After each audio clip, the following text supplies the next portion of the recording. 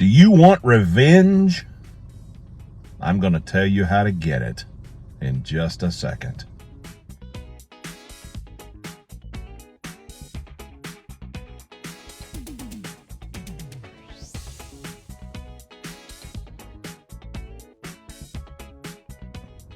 Good morning. It's a really overcast day, which kind of makes you feel a little bit, maybe down in the dumps a bit, if the seasons affect your mood. But I know that sometimes many things can affect our moods. Let's talk about one of those things. Have you ever been angry at somebody? Truly upset? Have you ever considered someone an enemy?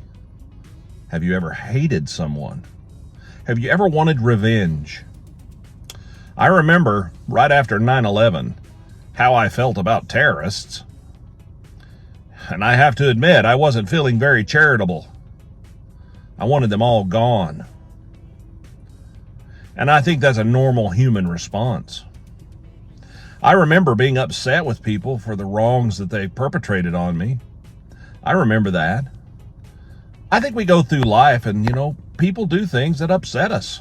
We are wronged by people. But, I think sometimes we might wrong people and not even realize we're hurting them. So I think we all need a little bit of grace. But have you ever wanted revenge? Well, I'm going to tell you how to get it. I'm going to tell you how God's way of getting it is. And here you go. He doesn't want us to lie in wait in the bushes and beat them up. He doesn't want to try to see them harmed. He doesn't want us to try to hurt them. He doesn't want us to be mean to them. That's what we're inclined to do. But like so many other things in life, the things that we're often inclined to do are generally not the right things. What is it that the Bible tells us to do when we need revenge on someone? It says, be kind to those that hurt you. Forgive someone 70 times 7, which just means a whole bunch, endless amounts of time. Feed those that treat you poorly. You know what the Bible says happens when we do this? It says that it's like heaping hot coals on them. I don't know. Have you ever tried it? I have. I thought, well, let's try this. And so I've tried to, sometimes people that were being kind of jerks or bad, I've tried treating them with kindness. And boy, they just don't know what to do. And the fun part about it is watching them. Honestly, maybe I get some sort of glee, and maybe this is wrong. I don't know. I struggle with this, but I get some sort of glee at watching them squirm because they don't know what to say when you're nice to them. They're expecting an angry response.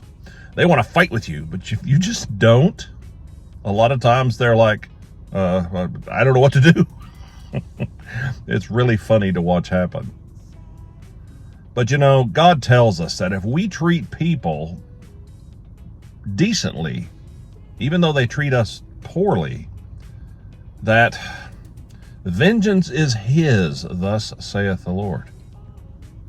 It's His. It's His. Now, I know story after story of people that these things have happened to. And I know that most of the time we respond very negatively. We want to get angry and get in their face. And you know what happens, though, when we do that?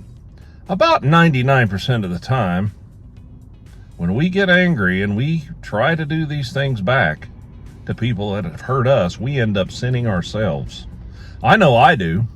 I know if I get angry and I start an argument back with somebody who's trying to be mean to me because of their perceived wrongdoing, most of the time I end up doing things wrong, saying things in a mean way, or not being the kind of person I need to be. But if we just can take a breath and stay calm and be more like Jesus, when He said, Father, forgive them, they know not what they do. That's truly our best revenge, because God will sort things out. We don't have to. God will take care of things.